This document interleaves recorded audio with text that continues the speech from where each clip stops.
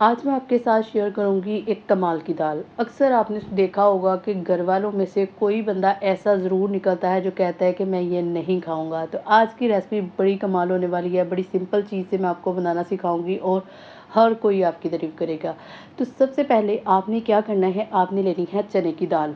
अच्छे से इसको साफ़ कर लेना है। साफ़ करने के बाद आपने लेनी है जी दाल माश। दाल माश भी ईज़िली अवेलेबल है।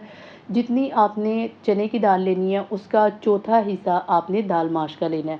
उसके बाद आपने इसके अंदर डालनी है मसूर की दाल, जिसे पीली दाल भी कहते हैं, उड़द दाल भी कहते हैं, दोनों डाल सकते हैं जो आपके पास अवेलेबल है। सबको अच्छे से मिक्स करके इनको वॉश कर लेना है। वॉश करने के बाद ना आपने इसके अंदर मसाले डालने हैं। इनके अंदर ना आपने डालना है अदरक, लहसुन, टमाटर, प्याज, हरी मिर्ची। अच्छा, इसके बाद ना कुछ खुश्क मसाला ज़्यादा डालेंगे। सारे लोग जो है वो अपनी मर्ज़ी के मुताबिक डालते हैं, लेकिन मैं सिर्फ़ एक सजेशन दूँगी कि यहाँ पे मेथी दाना और कलौंजी, ये 2 चीज़ें आपने लाज़मन ऐड करनी है।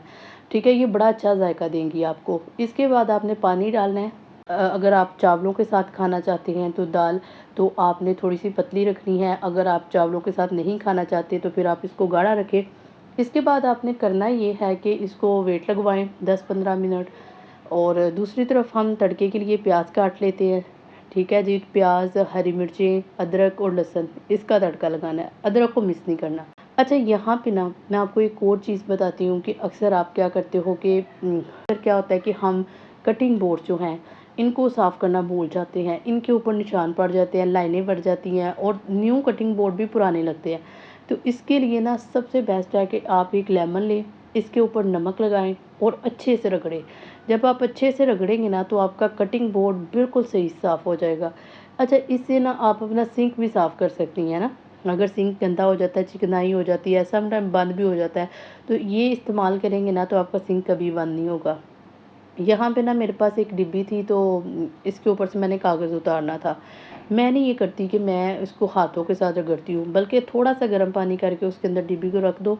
5-10 मिनट के बाद जब डिब्बी को आप निकालेंगे ना, तो खुद ब खुद मक्खन मलाई की तरह इसका कागज़ जो है वो निकल के बिल्कुल साफ़ हो जाएगा। अच्छा, यहाँ पे ना हमारी दाल जो थी ना वो बॉयल हो चुकी थी। जब बॉयल हो चुकी है तो उसकी लुक ना ये थी, आपने हाथ लगा के चेक कर लेना है। इसके बाद आपने कोई ब्लेंडर लें, ब्लेंडर की मदद से इसको ब्लेंड कर लें। अगर ब्लेंडर नहीं है तो कोई जग ले लें, जग की मदद से ब्लेंड कर लें। ब्लेंड करने के बाद ना आपने इसको आधा घंटा पकाना है। इसको गाढ़ा करना है। गाढ़ा करने के बाद आप इसको तड़का लगाएँ। ठीक है जी। अब गाढ़ा आपने अपनी मर्ज़ी के मुताबिक करना है। मैं आपको पहले भी बता चुकी हूँ कि ये आपने अपनी मर्ज़ी के मुताबिक करना है, क्योंकि हर कोई अपने टेस्ट के मुताबिक खाता है। तो ये हमारी दाल जो थी वो रेडी हो चुकी है। अगर आप इससे पहले इस तरह की बना चुके हैं तो मेरे साथ आपने शेयर करना है अपना फ़ीडबैक। मेरा तो फ़ीडबैक इसके हवाले से बहुत ही ज़बरदस्त है। ठीक है? तो ये थी कुछ टिप्स एंड ट्रिक्स, कुछ किचन के काम, कुछ खाना पकाने का तरीका, जो आपको आई होप पसंद आया होगा।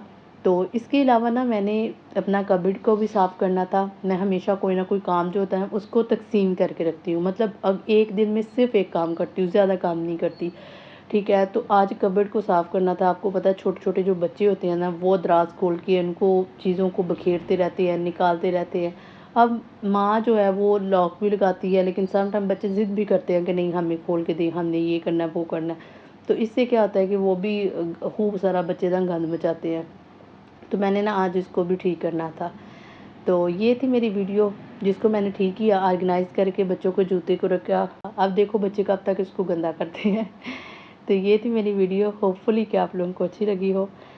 तो अगर वीडियो अच्छी लगी हो तो वीडियो को लाइक करना है, शेयर करना है एंड कमेंट सेक्शन में मुझे आपने लाज़मन बताना है। मिलते हैं किसी और वीडियो में, तब तक अल्लाह हाफ़िज़।